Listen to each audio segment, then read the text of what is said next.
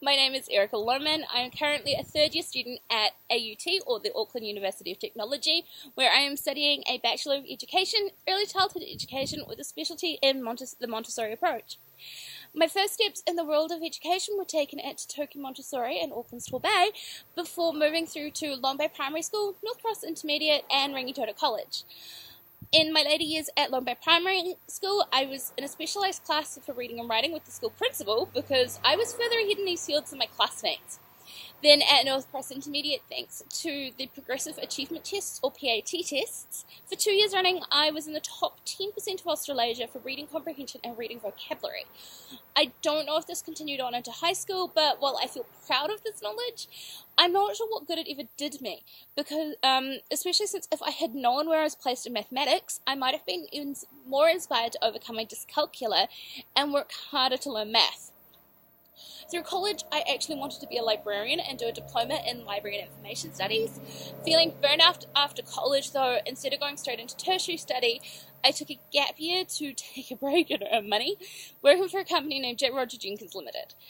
1 year turned into 7 years, and in that time I went from being customer services to operations manager.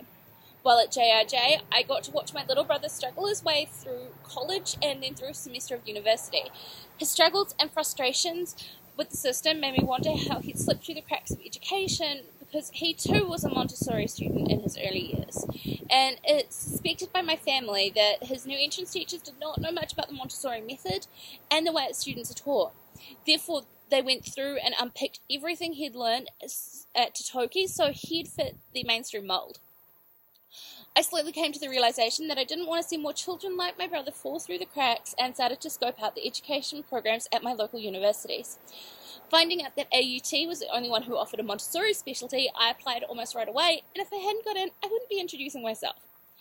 In my cohort's first year, not final year, the decision was made by AUT's education department to enter the Montessori and Steiner programs, and emboldened by Sue Stover's words in an early childhood education in Aotearoa, New Zealand lecture, that the early childhood education sector can be a very political world, I was one of the students who organised a petition to keep the programs, resulting in us being the last cohort to have them available to us. I was so emboldened by Sue's words, in fact, that I kept going. I became a student ambassador, and I joined Awesome, becoming the vice president of one of their numerous clubs. Also, as part of my second year childhood studies in Aotearoa, New Zealand paper, I went so far as to enter the political sphere of Auckland's 2016 mayoral race, emailing the mayoral candidates and attending some of the debates to ask the candidates about their intentions around public recreational spaces like playgrounds. This was because I wanted to know how they planned to grow and support these spaces as the population of our city grows ever larger, and with it the housing sprawl that accompanies such growth.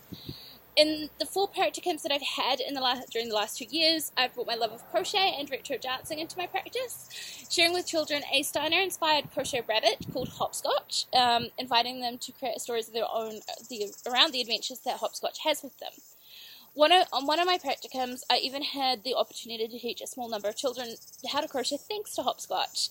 My AT on this particular practicum also noted that one of the girls I had taught had never had an interest in fine motor skills like crochet up until that point. With my mother's help, I also sewed a sensory blanket from a variety of fabrics, which, along with Hopscotch, has been one of my prides in my resource kit, and one that has been very well used and very well loved. I have taught a small number of children how to do basic rock and roll steps, with many young girls delighting in the spinning motion as I teach them the move Ladies Out. I've also found that a lot of the boys enjoy breaking out their own moves to the 50s music that I play during these mini dance lessons. I am yet to teach a mini swing dancing lesson, but I'm sure in time that will come. Over the past 3 weeks I have spent doing the Montessori summer school papers. I feel that all of my reasons to be a teacher have been torn up and defenestrated by Stephen Arnold and the works of Maria Montessori.